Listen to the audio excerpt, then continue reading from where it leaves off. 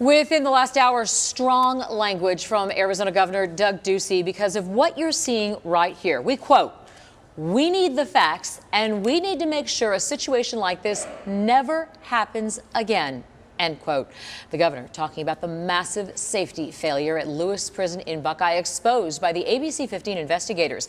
Cell doors inside the place did not lock. Prisoners attacked each other and officers.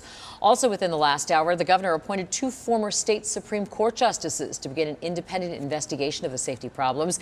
ABC 15 investigator Melissa Blasius tells us corrections officers, inmates' families, and state lawmakers all want answers. Prison reform advocates have 9 things that they want the state legislature, the governor's office, and the Department of Corrections to do right away. They say these are no-brainers to ensure the security of both prison staff and inmates. Correctional officers also on board after a huge safety failure. Violence erupting inside Lewis Prison in Buckeye over months because cell doors were not locking. We've got to stick together on this. We've never seen anything like this. Their top request asking Governor Doug Ducey to appoint a blue ribbon panel to investigate. There has to be real investigation by outside people who do not have a vested interest in the outcome. Hours later, the governor's office announced 2 former state Supreme Court justices will lead a statewide prison probe.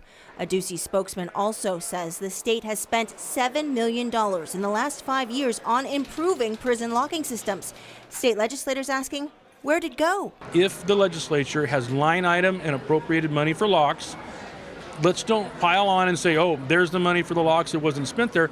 Let's find out where those locks were used. We have called for an audit. We think the audit should be now. Today, I'm calling on the Auditor General. Some Democratic State House leaders say Corrections Director Charles Ryan should be held accountable and be forced to resign. This is failed leadership. This is something he has known about for years. But Republicans we talked to want to wait for the results of an investigation. You don't throw experienced people under the bus, especially when there's a lot of politics involved, which is unfortunate because this is the administration of a prison and not politics. I'm investigator Melissa Blasius, ABC 15 Arizona.